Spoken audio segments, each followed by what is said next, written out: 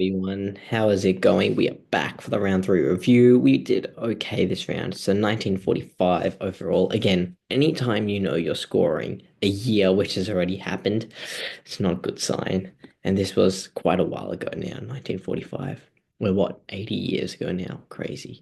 Okay, anyway, we moved up about 8K to 17,000 overall. Looks like just a bit of a grind this season. I reckon we'll hopefully get up to 1K, the top 1K, hopefully within the next 5 to 10 weeks. But we'll see. Just climb slowly. We'll get the team better. Like as you can see, I mean, we've got so much in the bank. I didn't want to have that much in the bank. Things just ended up turning out like that. Like I'll show you the trades I ended up going with last week. It was Will Day, Harry Perryman, James Peatling all out, and Jack Henderson, Dane Zorko, and Xavier Lindsay in. Again, everyone did it, Xavier Lindsay in, but and he still made money. But obviously, it looks a bit unfortunate that he got injured on nine. But look, at the end of the day, I'm not sure how long he'll be out for. Apparently, he might play this week. So if he's out for 3 or more weeks, I'll probably trade. But I mean, if he plays for this week, I'll definitely be holding. So yeah, we'll just see there.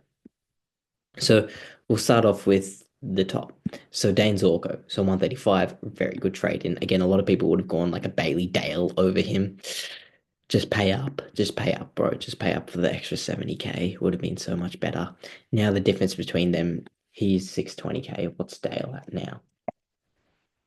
Dale is at 543K. So it's still about an 80K. Oh, well, it went from like an 80K difference.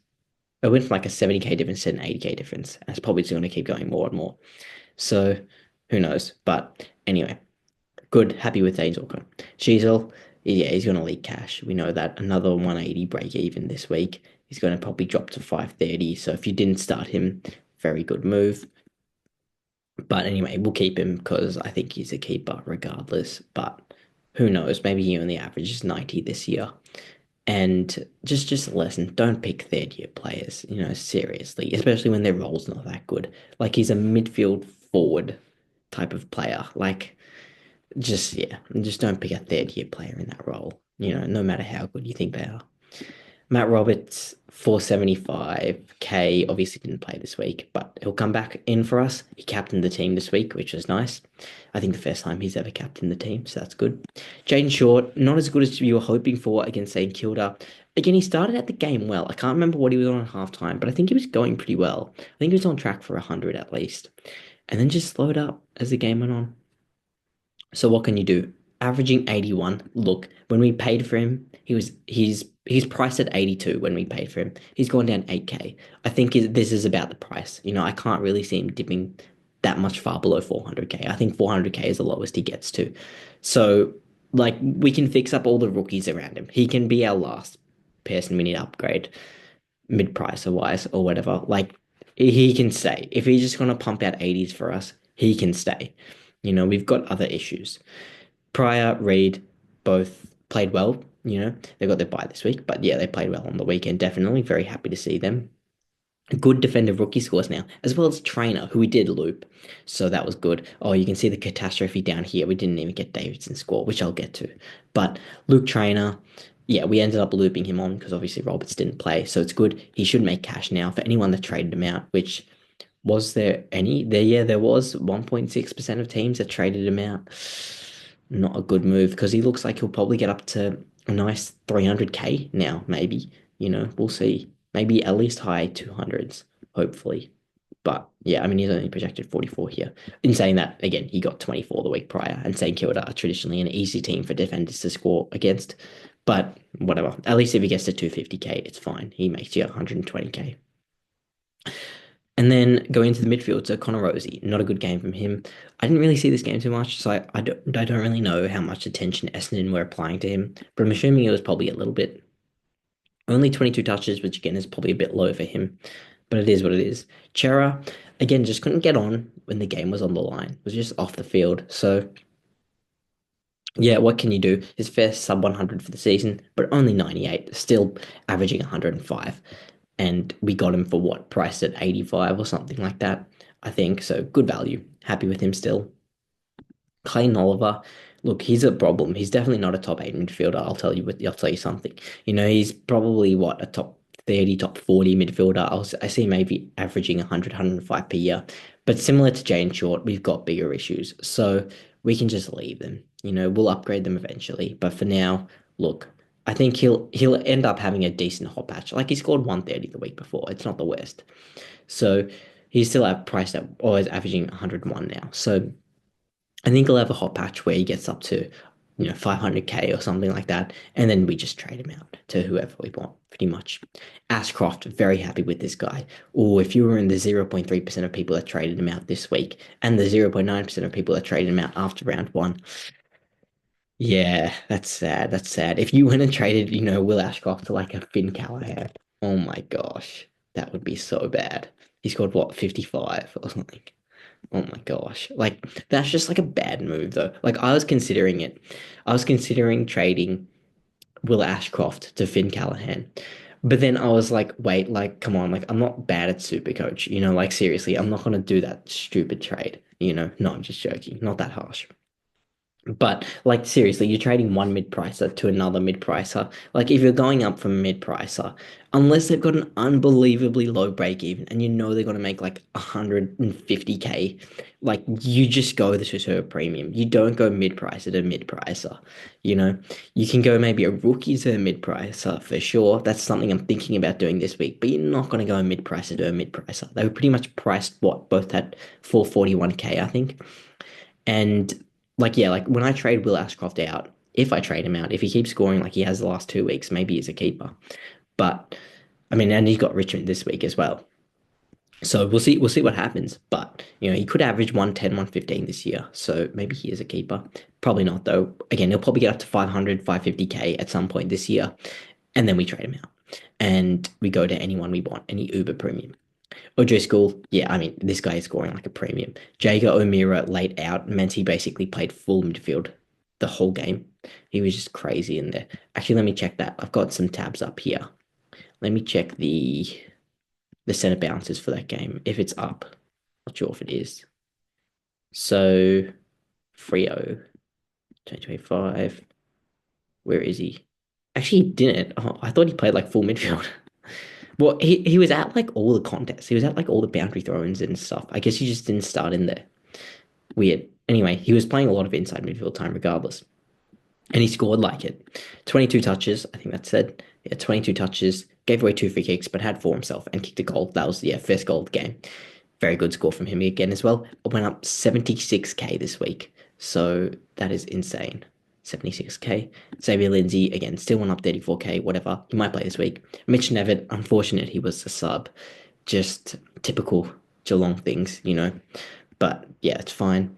Hopefully, again, his break even's already 30, so what is he going to get to? I was predicting this guy would get up to like 300k for us, but it doesn't look like it now. He looks like maybe he'll get up to like, I mean, if he's sub this week, he could drop cash because he's got a break even of 30. But Melbourne should be an easier matchup. Hopefully, he's not sub, although Tom Stewart still has to come back into the team, which he probably will this week. And maybe, hopefully, Mitch Nevitt at some point gets up to at least 250, but we'll see. Max Hall, 85, good score from him. Again, was expecting a bit of a bounce back after a bad week the week before, but again, went up against Richmond, so that was good. He'll have a bit of a harder run now. I think, well, he went up against Port Adelaide in the preseason and I think scored about a 70, 75. So we'll see what he does here. But yeah, I think he'll get up to 250k. Again, for me, it was either Max Hall or Murphy Reed that I was going to in that week. I chose Max Hall. Probably looks like the wrong call, but at least it's not like too far apart. I know Murphy Reed turned up this week, so good for him. But look, it's not the worst call in the world. I could have gone probably to, I don't know, someone worse. So Sartis, does he come back this week? I hope so. Expected to be available for round 5. Oh, actually, sorry, he's got the bye. So he would come back after the bye. Hopefully. Hopefully he does. We'll see. I might, I've got to trade someone out this week because I've got this bounty of cash. So the people I'm looking at is Jackson Pryor, Xavier Lindsay, Elijah Satis, and Camporeale. It's going to be one of those 4 that I trade out, most likely. Unless someone gets dropped or something like that, or someone gets injured during the week. But yeah, Henderson I traded in. Look, he was a 99k. He helped me get a lot of cash. I think it's not the worst move. Can he get dropped 100%? Like 11 touches, 1 tackle. Like again, you're in the team for your pressure, mate. But he didn't apply much on the weekend, that's for sure. That's actually not true. He actually he runs pretty hard. He definitely chases hard. But yeah, I mean, look, he's been a VFL player in the past, and he looked like it on the weekend. I'll say that for sure. Again, don't want to be too harsh on these guys, but sometimes you just got to keep it 100. Okay, Camprielli, yeah, got dropped. Hopefully he comes back. A negative 41 break even. I mean, if he's playing this week, I'm obviously going to keep him. But and then he's got West Coast and North. The fixture actually opens right up for him. Yeah, okay. Well, hopefully he does come back. But Carlton lost, didn't they? Who did they play again? I can't even remember. Round three. Who did they play? Yeah, Bulldogs. Yeah. They were up the whole game, weren't they? Yeah. Okay. So hopefully he comes back. We'll see. Maybe he'll be the sub if he does, and that'll hit his cash gen a lot. Cherry 89. Look, apparently Riley O'Brien's hard to score against. I don't know if that's true or not. But 89 is not the worst in the world after two big games. And it's like at the end of the day, like who else do you have? You know, like he's clearly the best ruck. So it's like what other rucks are there that you could possibly have? Like I hope you don't have Max Gorn. You know, I hope that for sure. Like if we filter by ruck. Oh, Lloyd Meek could be one. The best ruckman in the league, apparently. But yeah, who else could you have? Darcy Cameron. Where is Cherry? Cherry's here. 115. Luke Jackson, but Sean Darcy's about to come back. Jared Witts has been really good. That's why, I mean, all the Gold Coast mids, if you look at average for the competition, there's so many Gold Coast players. You've got Matt Rowell, Tuke Miller, Jared Witts, Noah Anderson. You've got four Gold Coast Suns players in the top 10, but they've had two 60-point wins. They're going to have a harder matchup this week, being Adelaide. And it's in Gold Coast at People's First Heritage Stadium. Although Gold Coast do play very well at home. Again, there was that stat last year where they like won all their home games and they lost all their games away from home or something. So they'll probably win, to be honest. But yeah, anyway, who knows? So where are we up to? Yeah, Cherry, yeah, whatever, it's fine. He's number one ruck in the league. I would assume by the end of the season. The only person that could take it away from him is this guy, Tom DeConning. If he gets that single ruck role, I think he averages 120, 125 for the year. I mean, he's up to 128 now. Again, he's got West Coast and North. I'm not sure how far away it is. This is from last week. How far away is Pitternet? 2 to 3 weeks. So that's probably 1 to 2 weeks now. So hopefully he at least gets these two games by himself. I'm not sure he will though. Maybe one of them he may have to share. But I don't know. Maybe they just play Pitternet in the reserves, at least to get him some game time back before they bring him into the team. Not sure.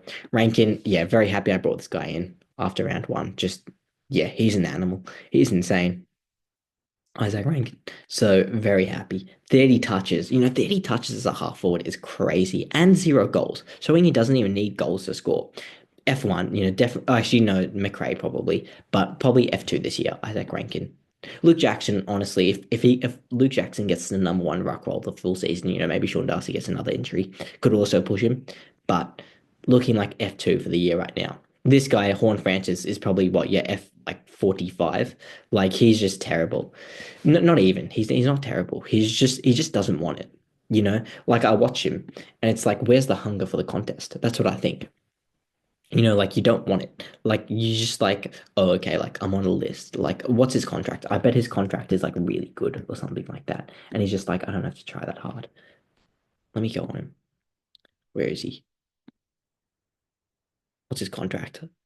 Because he wouldn't be playing like this if he was in a contract year. Yeah, 2028. So yeah, whatever. They're gonna have to endure this because yeah, look, I said he was F45. Maybe he is. He's probably more like he's probably like a top 10 forward. Like to be honest, I don't think he'll be top six. There's actually quite a lot of forwards.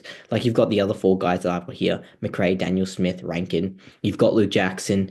You've got Bailey Humphrey, Dylan Moore. Like he's probably won't even be a top six forward if we're being real. So trading him out last week was probably not the worst move, but he's already lost 40K now. Like I think he'll get back up to 500K at some point during the season. So it's just like you may as well just keep him now. And like I think luxury upgrade season probably from the buys and onwards, I think that's when I would look to trade, but not right now. McRae, yeah, I mean this guy is F1. He might be the number one player in the competition, to be honest with you, by the end of the year. I can see him doing 125 now. Just like this wasn't even that good a game for him, and he still put out 120. That's crazy. That's crazy. And yeah, 31 touches. Still hasn't kicked a goal this year, and he's averaging 136. He can just yeah, besides kicking goals, he just does it all, to be honest. Just a contested ball beast. Even though he doesn't look like he's like massively built or anything, he just knows how to win the footy. Bailey Smith, I didn't see this game. I didn't see any of those Saturday night games. Brisbane v Geelong and Hawthorn v GWS. But yeah, Smith, I think he had something like 10 clangers, which obviously had his score, but he had like 28 touches and 11 tackles or something like that. So if you don't have him, I think he's a must have, most definitely. I think he's a top six forward if we go on this guy. Where is he? Yeah, 25 touches, 11 tackles. So three free kicks against and 10 clangers and still scored 81. Three free kicks against 10 clangers and no free kicks for. Yeah, I think he's going to average probably 105, I would say, for the rest of the year. So I think a must have. You're getting him at 389k. Definite must have. Break him to three. So again, the only real concern could be injuries, which is valid, which is valid. He's already missed a game, but yeah, Caleb Daniel probably also top six if he keeps this role. To be honest, he's probably on the brink of VFL realistically, ability wise. But again, counting leadership and everything like that, he's probably not. He's probably solidified in the team. But he's a bit of a clanger merchant. I'm not gonna lie. 33 touches again though, 9 marks. Yeah, great performance from him. Kako 62. Yeah, it's okay. I think yeah. He'll oscillate between 62 and 34 the whole season, it looks like. But hopefully if he can just have one or two spike games, when do Essendon play people that easy? I guess actually the next two matchups are quite easy. Melbourne are not looking good, West Coast are not looking good either. Well, West Coast are looking okay, but Melbourne are not looking good. But yeah, hopefully he can dine out on those teams, maybe kick hopefully 6 or 7 goals combined between those two games and yeah, rocket up to 250k. That would be nice. Well, actually, I'd probably want more. I'd probably want 300k for him. Paid about 150 to start off with, didn't we? Yeah, about that. Power Pepper, he'll have this last game where he's got the 83 in his system. Otherwise, it's looking a bit bleak for him after that. St Kilda, I don't really know what to make of St Kilda. I feel like they're not the worst, but yeah, we'll see. We'll see. Hopefully, he can score another 70 or something. He was actually going well in this game as well. He was on about 40 at halftime. And then he scored what, like 10 points for the rest of the game. What did he have? He had 6 or 14 touches. Again, just no goals. He needs goals to score, clearly. So yeah. And oh, this is a catastrophe. And look, I can only blame myself. If I'm gonna be harsh on everyone else, I've got to be harsh on myself. This was, yeah, ridiculous move from me. I don't know what I was thinking. Why did I put him on the bench and not even loot? What was I thinking? He was playing Carlton, and Carlton have looked like a VFL team for the first 2 rounds. Seriously, what was I doing? What was I doing? Yeah, just ridiculous on my part. Lost out on probably, well, I think the lowest score on my best 18 was maybe an 80. So I lost out on about another 50 points by just not putting him on instead of Kako. Yeah, I really should have. I was just like a bit burnt, you know, I just had like the 39 etched in my brain thinking like, oh, this is what this guy can do, not knowing, hey, he can have 31 touches and like 10 marks or whatever. So yeah, 20 kicks as well from the 31 touches is really good. Just yeah, got that wing roll down pat. And yeah, he's going to be on my field from every week from now on, definitely, very clearly. Just a massive mistake on my part. Palpap and Kako played in that same game. And I was like, hey, Port Adelaide and Essendon both don't play defense. That can be pretty bruise-free footy. They can each maybe kick 2 or 3 and get good scores. Davidson was going up against Carlton, and I was like, look, you hope, Carlton are going to bounce back and get a win here. Well, actually, I still tipped the Bulldogs, so I still thought they would win, but I thought it would be tougher. Clearly, it wasn't. So, no, I mean, Carlton put up a decent performance, but it is what it is. Okay, and then, yeah, we go on to Levi Ashcroft. Look, only the 36. I think I was just looking at his stats before. I think he kicked his first goal in this game, but only had like 10 touches or something. So, yeah, I mean, in a win, not the best. And yeah, giving Brisbane one, not the best. But hey, they've got Richmond right now. So I'm expecting 150. No, I'm just joking. I'm expecting about an 80, maybe 70. We'll see if he's a sub. I feel like he's a good candidate. That could be the sub. Yeah. How many touches did he have? 12 touches, 5 marks. Yeah, and a goal. So not the score you would like, but Who knows? Again, I'm thinking this guy can go up to 400 to 450k. He's not looking like it right now. These are the types of scores you need to go up to 400 to 450k. What Nathan O'Driscoll's doing. Why is my internet so slow as well? Okay, I don't know. Anyway, what's this guy doing? What's this guy? What's this clown averaging? No, I'm just joking. He is averaging, yeah, 91, 95, 104, average of 96. These are the scores you need to get up to 450k. Insane, insane. Probably even higher, 500k. Like we just hold these guys. Last rookie I'm gonna hold probably for the full, probably till I upgrade. He'll probably be the last one on field. Probably my first upgrade next week. Well, I'm gonna do an upgrade this week again because I've got so much cash in the bank. So I'll probably do a defender, but then I'll probably not trade next week, not trade after round four. That's the idea. And then round five, I start my upgrades after that, and I'll probably do a few mids. There's a few mids that are looking juicy. You look at like a Lockie Neal who lost 61k. Oh my goodness. 61k, that's insane. So he's got Richmond this week. You honestly could go to him this week. Actually, no, you couldn't. What's his break even? 143. Oh, he could score that. So yeah, who knows? But a 41 and a 71. I don't even know. What's he doing that's so bad? Like only the 20 touches. Yeah.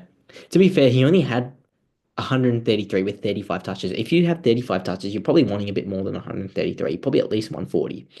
So, and he kicked a goal as well. So, yeah, maybe it's just not there for him. I don't think it's necessarily age that he's declining. He probably doesn't work as hard in the regular season as he does for finals in the home and away season, but we will see. We will see. So we'll probably not go him. I'll show you guys who I'm considering. So, okay, what I'm thinking is if Lindsay's out for 3 or more weeks, they're saying he might play this week. So I'm gonna wait for teams, obviously. They're playing on the Friday night, which is convenient. So the teams will be out on Thursday. But okay. Well, who I wanted to do was probably Camporeale. Although Colton are playing on the Friday night as well, I think. Or the Thursday night, actually. So we'll know their teams by Wednesday. We'll know if he's named. If he's not, he or Patton. If Patton's on the Saturday as well. So we'll know them both before their teams play. I think if one of them or both of them don't play, well, I'm only going to trade one. I'm not going to do both. But yeah, I'll do one of these two most likely. I'd rather trade out someone that's not playing and is not going to make cash, obviously, than someone that is playing. I don't know who's a bigger chance to come back in. I mean, both teams have injuries. Both teams have people that are coming back. I don't know. It looks like Riley Bice took Ben Patton's spot. So, and Riley Bice looks like a fantastic rookie who I would like as well. But I just don't think I've got. I just don't want to make an extra trade. Especially looking at how good these guys are back here now. They weren't looking that good before. Maybe if they didn't put on such a good performance, Trainer and Reed, and Pryor even 78, it's okay. Then I would need an extra defender rookie that's going really well. But now, to be honest, I think I can skip them. And that's why you wait an extra week. You gather more data. You don't just do this stuff so ahead of time, ahead of schedule. You can wait. We knew how to buy. But yeah, okay, so I can go up to 560. I'm just a little bit below Jordan Clark, which is annoying. Jack Sinclair's insane. 162 is crazy. But again, he played Richmond. His schedule gets a bit tougher now, I believe. So I'm gonna bypass Bailey Dale. Yeah. Look, you got reeled in and you traded in a trap if you got Bailey Dale. No, I'm just joking. I don't think he's too bad. I don't think he's too bad, but he's not for me. Lockie Whitfield is okay as well. Got West Coast this week. Probably will score well. But the guy I actually want is it's Max Holmes. So he's got that defender mid switch, which I like. So a bit of DPP never hurts. And yeah, I'm liking him right now.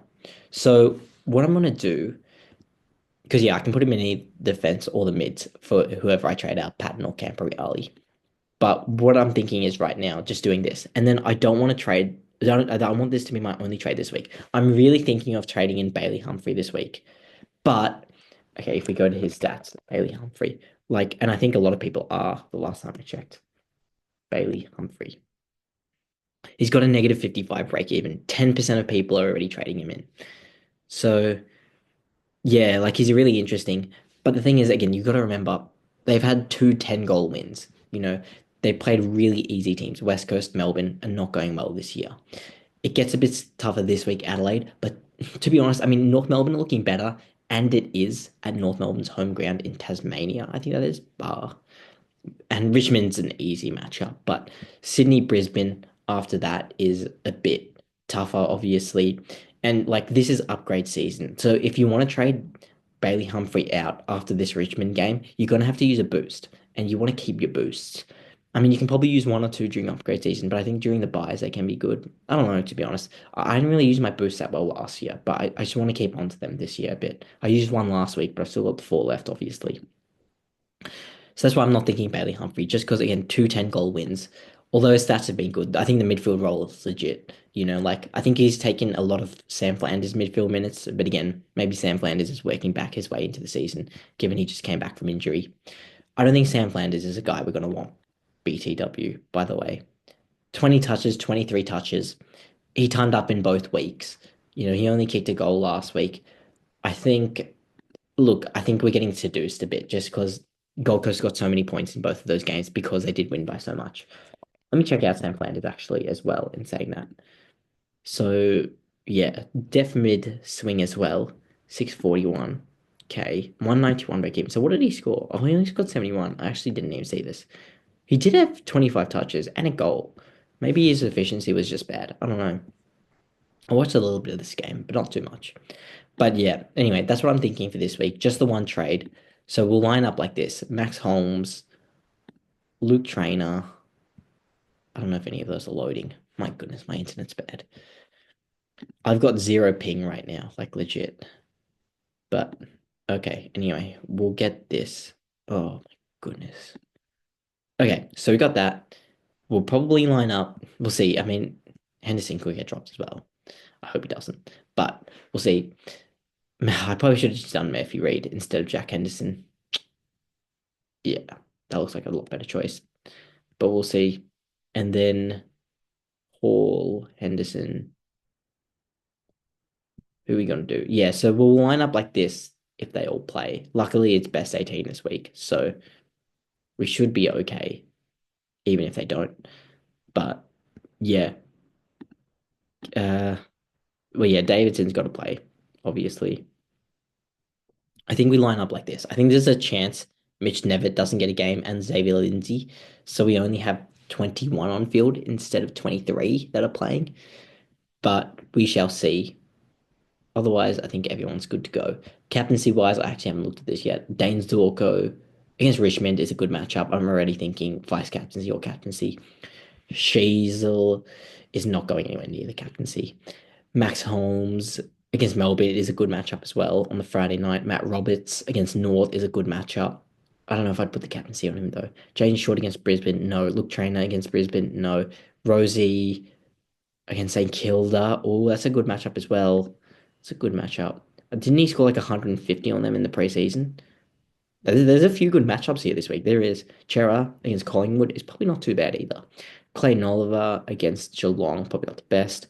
Will Ashcroft against Richmond is good. O'Driscoll against Bulldogs, probably not. Xavier Lindsay, I'm not going to captain Xavier Lindsay off a knee injury. Mitch Nevitt against Geelong, probably not. Hall against St Kilda, probably not. Cherry against who's he got? Grundy. Grundy's a bit washed, but probably not. Conning against Collingwood, probably not. No, I mean you could. I just won't. Rankin against Gold Coast, probably not. Horn Francis against St Kilda, probably not. McRae against St Kilda. You could. Will he get tagged? I don't know. Maybe Will and Drew will put some time into. He'd probably go to Jack Steele still, or Jack Sinclair. Probably not Jack McRae. Bailey Smith against Melbourne, probably not. Daniel against Sydney, probably not. Davidson against Fremantle. Honestly, the way Davidson's playing, you could consider it, but probably not. Levi against Richmond, probably not. Okay, so I'm thinking what we're going to do is we're going to go someone into Zorko. We're going to go. But to be honest, the ball's not even going to really get down Richmond's half. So it's like what kickouts is Dane Zorko going to have? Like if they don't even score any points. So that's what I'm thinking. But maybe you'll take a lot of intercept marks. Okay, what I'm going to do is I'm going to go Max Holmes into Zorko, I reckon. Holmes straight in, slap the blue band on him, vice captaincy, I reckon. I think so. I feel like that's not super risky, is it? Maybe it is. I feel like Zorko's pretty safe fallback. He scored three 130s in a row. I feel like Max Holmes could absolutely tear it up against Melbourne. And do they really have a tagger? Not really. So I think I'm good with that. We'll leave it there. Let me know if you guys think I need to do any other trades, or maybe I'm missing someone for captaincy or something. How'd you guys all go this week? Hopefully well. But regardless, thank you guys all so much for watching, and I will see you in the next one.